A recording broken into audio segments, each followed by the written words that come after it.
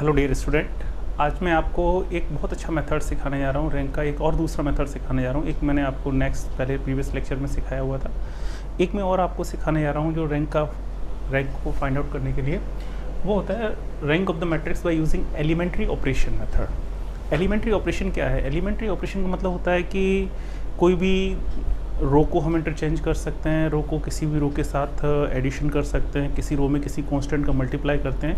There is no effect on the rank of the matrix. Rank के ऊपर कोई भी इफेक्ट नहीं पड़ता किसी मैट्रिक्स का। रैंक कोई न्यूमेरिकल वैल्यू नहीं है कि किसी मैट्रिक्स की कोई डिटरमिनेंट किया किसी उसकी न्यूमेरिकल वैल्यू फाइंड करते हैं। मैट्रिक्स केवल जो रैंक होती है वो मैट्रिक्स नॉन सिंगुलर मैट्रिक्स का ऑर्डर होती है। बहुत सारे स्टूडेंट इसमें कंफ्यूज कर रहे हैं कि मैट्रिक्स की रैंक वो जो होती है वही ऑर्डर होता है मैट्रिक्स का। नहीं, ऐसा नहीं होता है। मैट्रिक्स जो नॉन सिंगुलर मैट्रिक्स होगी उसका जो ऑर्डर होगा वो आपकी मैट्रिक्स की रैंक कहलाती है। ओके, मैट्रिक्स आपकी सिंगुलर भी हो सकती है, नॉन सिंगुलर भी हो सकती है। चलिए मैं मेथड डिस्कस कर रहा हूँ। ये भी बहुत अच्छा मेथड है, इसका यूज़ बहुत करते हैं और इस प्रोसेस का यूज मैं आगे की सारे क्वेश्चंस लगभग करने में ये करूँगा। बहुत ध्यान से देखना, ये एलिमेंट्री ऑपरेशन मेथड। ये मैं एक मैट्रिक्स लेके चल रहा हूँ। ओके, 3x3 की मैट्रिक्स है। अब जैसे मैं कहता हूँ कि 3 ऑर्डर की मैट्रिक्स है तो इसकी ऑर्डर रैंक 3 होनी चाहिए। कोई ज़रूरी नहीं है, इसकी रैंक 2 हो सकती है, 1 हो सकती है। तो इसका ऑर्डर तो 3 है तो क्या रैंक इसकी 3 होनी चाहिए? नहीं, इसकी 2 भी और 1 कुछ भी हो सकती है। तो ये जो बच्चे बता रहे थे, स्टूडेंट कह रहे थे, वो चीज़ गलत है। ये चीज़ जो मैं बता रहा हूँ ज़रा ध्यान से देखना। मैट्रिक्स की रैंक नॉन सिंगुलर मैट्रिक्स का जो ऑर्डर होता है, अगर ये नॉन सिंगुलर है तो इसका ऑर्डर जो होगा वो उसकी रैंक हो जाएगी। अब देखिए, मैं इस मेथड के थ्रू करना सिखाता हूँ, किस तरीके से कर रहा हूँ, मुझे ज़रा चेक करना। एलिमेंट्री ऑपरेशन होता क्या है? ये जो मैट्रिक्स दी हुई है स्क्वायर मैट्रिक्स है, इस मेथड में ये मैट्रिक्स स्क्वायर भी हो सकती है, रेक्टेंगुलर भी हो, कोई दिक्कत नहीं है। आप इसका प्रिंसिपल डायगोनल चेक करना। प्रिंसिपल डायगोनल मतलब फर्स्ट एलिमेंट से लेके जो डायगोनल बनता है इसे हम प्रिंसिपल डायगोनल कह देते हैं। मैं क्या करूँगा, एलिमेंट्री ऑपरेशन यूज करके इस प्रिंसिपल डायगोनल के नीचे के सारे एलिमेंटों को मैं जीरो करूँगा। क्लियर? उसका एक प्रोसेस है। जब ये दो एलिमेंट्स में जीरो करूँगा then we use row R1, इस एलिमेंट की हेल्प लेंगे, जो फर्स्ट रो है इसकी हेल्प लेंगे। जब आप इस एलिमेंट को जीरो करेंगे तो आप इस सेकेंड रो की इस एलिमेंट की हेल्प लेंगे। क्लियर? और जिस एलिमेंट की हेल्प लेते हैं या जिस रो की आप हेल्प लेते हैं उसमें ही हम मल्टीप्लिकेशन या डिवीज़न करते हैं। और जिस एलिमेंटों को जीरो करना उसमें मैं कोई भी ऑपरेशन नहीं करूँगा। ओके, फॉर एग्जाम्पल ज़रा ध्यान देना, मैं इस क्वेश्चन को करके सिखाता हूँ। जैसे मैं यहाँ ये बता रहा हूँ, जैसे ये डायगोनल अगर मैं खींचता हूँ यहाँ पर, ज़रा ध्यान से देखना। सबसे पहला स्टेप ये होगा कि इन दो एलिमेंटों को मुझे जीरो करना है। ओके, इससे मुझे मतलब नहीं, नेक्स्ट स्टेप में करूँगा। तो जैसे मैं इस 2 को जीरो करना चाह रहा हूँ और आप R1 ये बट R1 होती है, ये R2 सेकेंड रो, ये R3 बोली जाती है थर्ड रो।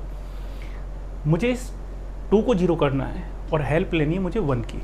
यहाँ पर R1 में ये एलिमेंट, मुझे बाकी किसी एलिमेंट से मतलब नहीं है। इस एलिमेंट से जब इन एलिमेंटों को जीरो करेंगे तो इसके जो ऊपर एलिमेंट होगा इसकी मुझे जरूरत पड़ेगी और कोशिश करते हैं एलिमेंट हमारे पास 1 हो। ओके, अब जैसे मैंने कहा ये मैट्रिक्स है, अगर इसकी रो मान लिया यहाँ पर 1 ना होता, यहाँ 1 होता, तो मैं क्या करता है इस R2 और R1 को इंटरचेंज भी कर सकता हूँ। इस मैट्रिक्स में किसी भी रो को किसी भी कॉलम को इंटरचेंज कर दो, इसकी रैंक के ऊपर कोई भी इफेक्ट नहीं पड़ता है। ओके, मैं इस 2 को जीरो करना चाह रहा हूँ, इस 1 की हेल्प ले रहा हूँ। तो बेटा 2 को जीरो कर रहे हैं, 1 की हेल्प ले रहे हैं, तो इस 1 को 2 हो जाएगा, तभी तो इनको सब्ट्रैक्ट करेंगे तो जीरो हो सकता है। तो मैं क्या करूँ, R1 में 2 का मल्टीप्लाई कर दूँ। मुझे केवल इस एलिमेंट से मतलब है, R1 में 2 का मल्टीप्लाई कर दूँ और इससे अगर माइनस कर दूँ तो 2 - 2 जीरो हो जाएगा। ये प्रोसेस पूरी रो में करेंगे। ओके, अब मैं यहाँ पर करके दिखाता हूँ। मैं R2 में ऑपरेशन कर रहा हूँ। क्या ऑपरेशन कर रहा हूँ? R2 - 2R1। Clear? R2 minus कितना कर रहा हूँ? 2R1। ओके,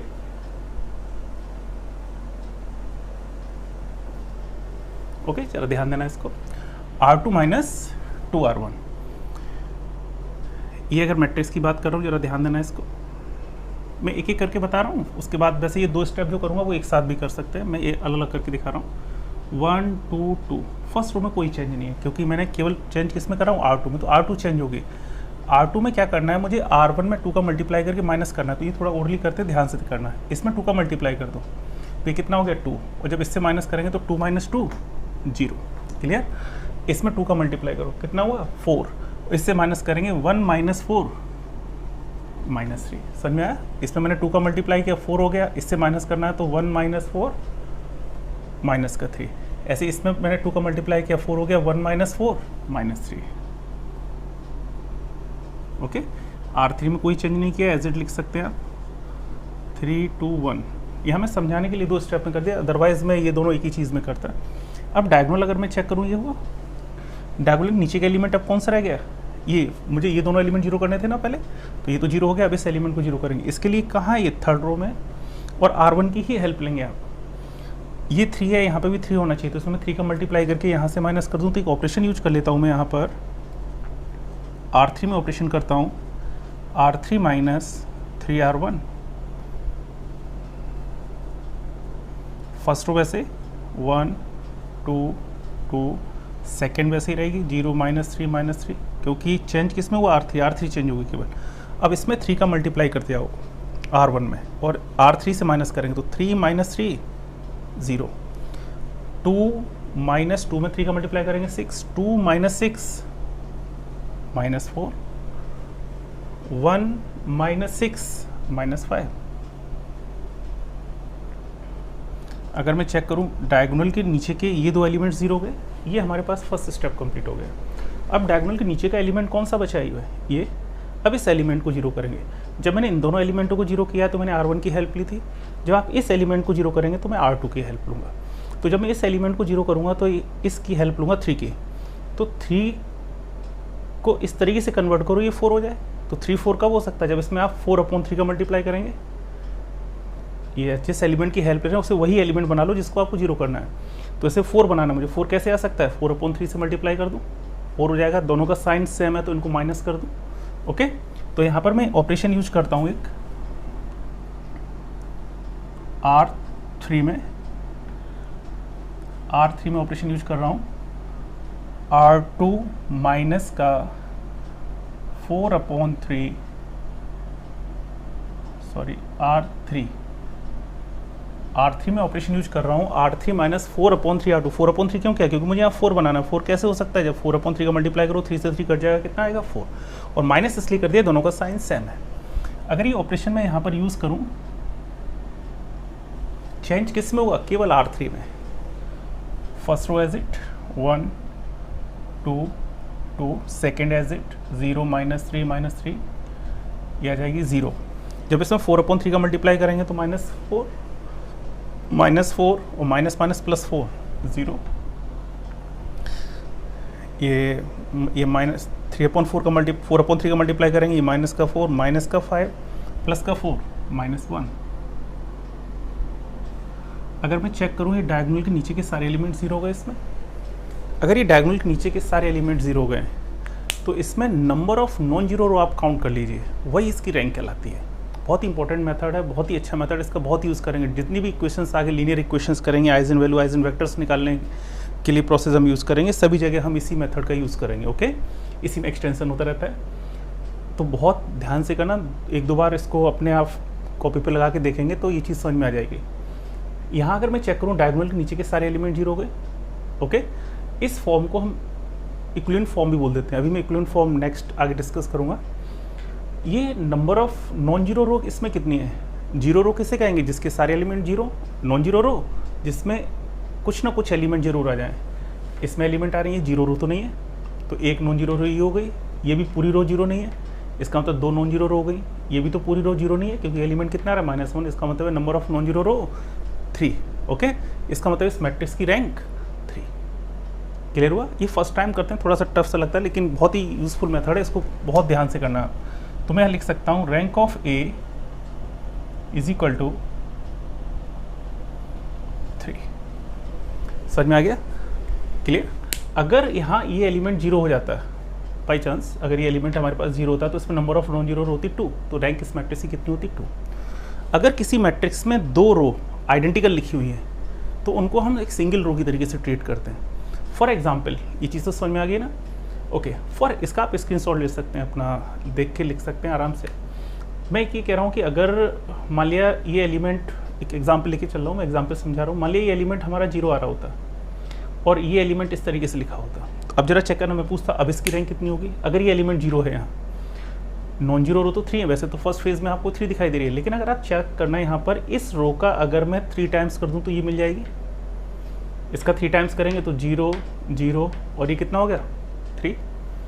तो इसका 3 टाइम्स ये लिखा हुआ है, तो ये तो एक ही सिंगल रो रिप्रेजेंट करेगा। अगर ऐसा कहीं मिलता है तो उसको हम एक सिंगल रो की तरीके से काउंट करते हैं। तो इस केस में भी इसकी रैंक कितनी होती है 2, क्योंकि एक नॉन जीरो रो ये और इन दोनों को एक साथ क्लिप कर दूँ तो दूसरी नॉन जीरो ये हो जाती है। तो नंबर ऑफ नॉन जीरो रो हमारे पास कितनी हो गई 2। तो रैंक इसकी कितनी लिखता मैं 2। समझ में आइए, अच्छा कॉन्सेप्ट है, ध्यान देना इसको। अब मैं आपको एक चीज़ और सिखाने जा रहा हूँ। इसमें रैंक निकालने के मैंने आपको 2 मेथड डिस्कस कर दिए। आप इसको निकालने के लिए एक प्रोसेस और यूज कर सकते हैं। एक मेथड होता है जिसको हम बोलते हैं इक्विवेलेंट फॉर्म में अगर मैं मैट्रिक्स को कन्वर्ट कर लूँ। ओके, इक्विवेलेंट फॉर्म बोली जाती है मैट्रिक्स की। इक्विवेलेंट फॉर्म होती क्या है उसको मैं आपको पहले डिज़ाइन कर रहा हूँ। इक्विवेलेंट फॉर्म मैट्रिक्स को अगर हम रिप्रेजेंट करना चाहें तो जो मैंने अभी आपको सिखाया था ना, मैंने बोला था अभी मैंने जो पीछे प्रीवियस क्वेश्चन किया हुआ है, इससे मैंने ये मैट्रिक्स दी हुई थी, इसके डायगोनल के नीचे के एलिमेंट्स मैंने जीरो कर लिए, वही रो ऑपरेशन यूज करके।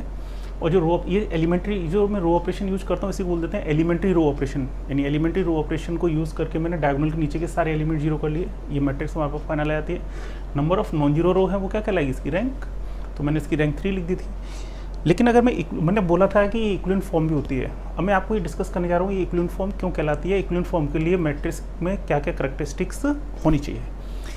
देखिए मैंने यहाँ पर लिख रखा है, इसको जरा यहाँ पर चेक करना।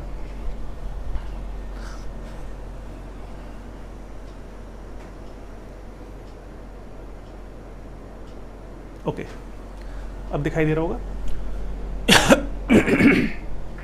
यहाँ देखना, अब इक्विवेलेंट फॉर्म किसे कहते हैं। अगर कोई मैट्रिक्स हमें दी हुई है, सबसे पहले हम उसके डायगोनल के नीचे, प्रिंसिपल डायगोनल उसके नीचे के एलिमेंट जीरो करेंगे। पहला टास्क तो हमारा ये रहेगा। इसी तरीके से हम कन्वर्ट करेंगे यहाँ तक। कन्वर्ट करने के बाद उसमें मैं 2 करैक्टरिस्टिक्स चेक करता हूँ। उसमें अगर उस मैट्रिक्स में दोनों करैक्टरिस्टिक होल्ड होती हैं तो उसको हम इक्विवेलेंट फॉर्म कह देते हैं। ये बहुत ही एक्यूरेट कॉन्सेप्ट है किसी भी मैट्रिक्स की रैंक फाइंड आउट करने का। जब हम डायगोनल के नीचे के सारे एलिमेंट जीरो कर लेते हैं उसके बाद ये 2 करैक्टरिस्टिक्स देखते हैं। इस मैट्रिक्स में देखेंगे जब हम डायगोनल के नीचे के एलिमेंट जीरो कर लेंगे वहाँ ऑल द जीरो रो, अगर मतलब जो भी जीरो रो उसे बोलते हैं जिसके सारे एलिमेंट जीरो हैं। All the zero row if any, अगर हो, नहीं है तो कोई दिक्कत नहीं है, इफ एनी अगर है, are at the bottom of the matrix. ये कहाँ होना चाहिए, मैट्रिक्स के सबसे बॉटम यानी सबसे नीचे होना चाहिए। अब जरा चेक करना इसमें क्या कोई रो जीरो रो है, नहीं है, सारी रो में एलिमेंट्स हैं। कोई भी रो जीरो नहीं है। अगर कोई भी रो जीरो नहीं है तो ये वाली कंडीशन हमें चेक करने की ज़रूरत नहीं है। अगर बाई चांस किसी भी रो के सारे एलिमेंट जीरो होते हैं वो हमेशा कहाँ होनी चाहिए, eight the bottom of the matrix. Clear हुआ ये चीज़। आफ्टर देन सेकेंड क्या होती है कि ये अच्छा पॉइंट है, जरा से देखना, यही मेन पॉइंट होता है। Each leading non zero entry, each leading non zero का मतलब जो जीरो नहीं है।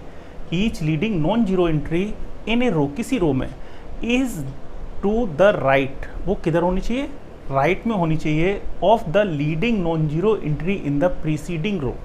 इसको मैं यहाँ समझाता हूँ, जरा ध्यान देना इसको। जैसे मैंने कहा कि यहाँ पर नॉन जीरो एंट्री चेक कीजिए आप हर रो की। पहली रो को चेक करेंगे तो नॉन जीरो एंट्री हमारे पास कहाँ हुई, मैं सर्किल बनाता जा रहा हूँ। ये नॉन जीरो एंट्री हुई पहली रो की। फर्स्ट रो की जो पहली एंट्री होगी वो नॉन जीरो रो कहाँ है, वो नॉन जीरो एंट्री कौन सी है, ये सेकेंड रो में आई है। सेकेंड रो में ये तो जीरो एंट्री है, non zero entry second row की कौन सी है, -3। क्लियर।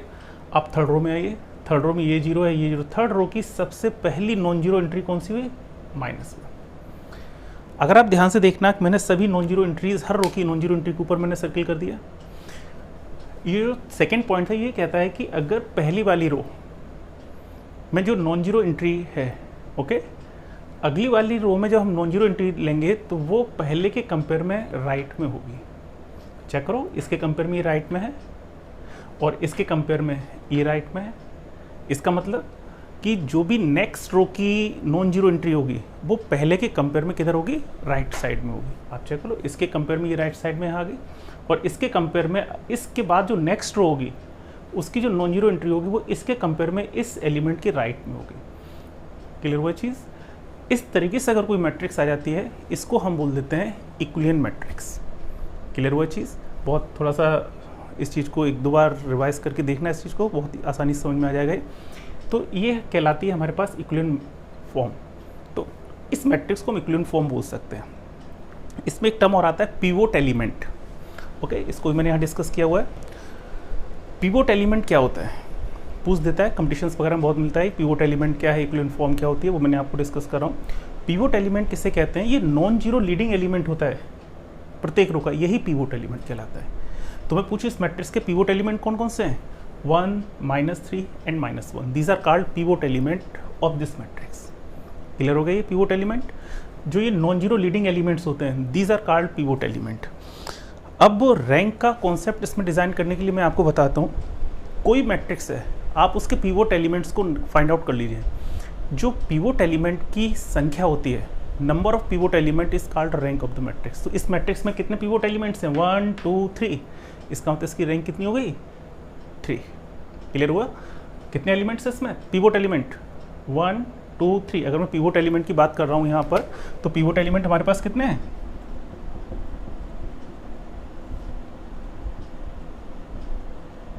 पिवोट एलिमेंट्स कितने हैं? 1, -3 and -1। These are called pivot element. तो number of pivot element 3, it means rank of this matrix is equal to 3। तो ये रैंक का तीसरा कॉन्सेप्ट हुआ। किसी भी सिंगुलर नॉन सिंगुलर मैट्रिक्स का जो ऑर्डर होता है वो रैंक होती है। क्लियर? जो मैंने पहला मेथड डिस्कस किया था, एक एलिमेंट्री ऑपरेशन मेथड जो मैंने रो मेथड यूज़ किया, एलिमेंट्री ऑपरेशन, उसके थ्रू मैंने रैंक निकाली। वहाँ नंबर ऑफ नॉन जीरो रो होती हैं, उससे हम रैंक कह सकते हैं। ये बहुत एक्यूरेट होता है। नंबर ऑफ पिवोट एलिमेंट अगर फाइंड आउट कर लेते हैं किसी मैट्रिक्स, तो सबसे पहले इक्विवेलेंट फॉर्म में कन्वर्ट कर लीजिए। इक्विवेलेंट फॉर्म में कन्वर्ट करने के बाद भी जो नंबर ऑफ पिवोट एलिमेंट्स आते हैं, it represent rank of the matrix. इसी को हम क्या कह देते हैं? Rank of matrix. क्लियर हो गए? ओके। एक चीज़ और मैं आपको समझाना चाह रहा हूँ, जरा आप इसमें चेक करना है। इसमें जैसे मैं कहता हूँ यहाँ पर ये एलिमेंट 0 होता है, ये एलिमेंट कितना होता है? 0। जरा ध्यान देना इसको। अगर ये एलिमेंट में 0 मान लो, अब मैं पूछूं क्या ये इक्विवेलेंट फॉर्म है मैट्रिक्स की? ये इक्विवेलेंट फॉर्म नहीं है। वाई? क्यों नहीं है? आप अगर चेक करना, ये डायगोनल के नीचे के एलिमेंट्स तो 0 हो गए, लेकिन यहाँ मैं करेक्टरिस्टिक चेक करूँ, जो मैंने आपको ये 2 करेक्टरिस्टिक्स डिस्कस कर रखी थी। पहली, अगर कोई 0 रो है वो बॉटम ऑफ द मैट्रिक्स होनी चाहिए। इसमें कोई 0 रो नहीं है, तो ये पहला वाला पॉइंट तो यूज़फुल नहीं है। सेकेंड, मैंने बताया था कि जो पिवोट एलिमेंट होता है नेक्स्ट रो का, वो पहले वाले पिवोट एलिमेंट के राइट में होना चाहिए। अगर मैं चेक करूं, इसका पिवोट एलिमेंट 1 हो गया, इस रो का पिवोट एलिमेंट -3 होगा, और इस रो का पिवोट एलिमेंट -1 होगा। क्या इसके राइट में है ये? नहीं। अगर इसके राइट में होता ये, तो इसे मैं इक्विवेलेंट फॉर्म कह देता, लेकिन इसके राइट में नहीं, इसके तो ये नीचे आ गया एलिमेंट, तो इसलिए ये इक्विवेलेंट फॉर्म नहीं होगी। समझ में आया? अगर इक्विवेलेंट फॉर्म नहीं है तो उसके लिए मुझे क्या करना पड़ेगा?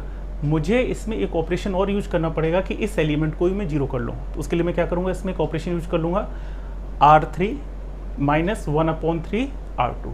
तो उससे क्या होगा? ये एलिमेंट 0 हो जाएगा। जब ये एलिमेंट 0 हो जाएगा, आप चेक करना, अगर ये ऑपरेशन में यूज कर लूँ तो ये एलिमेंट जब हमारे पास 0 हो जाएगा, तो अब जरा चेक करना, इस रो का पिवोट एलिमेंट 1, इस रो का पिवोट एलिमेंट -3, और इसमें ये रो पूरी 0 हो जाएगी।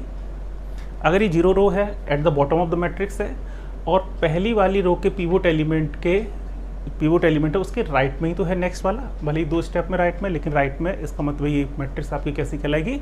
Equivalent matrix. और इसमें पिवोट एलिमेंट्स कौन कौन से हुए? एक 1 और एक -3। तो कितने पिवोट एलिमेंट हैं? 2। इसका मतलब इसकी रैंक कितनी होगी? 2। क्लियर?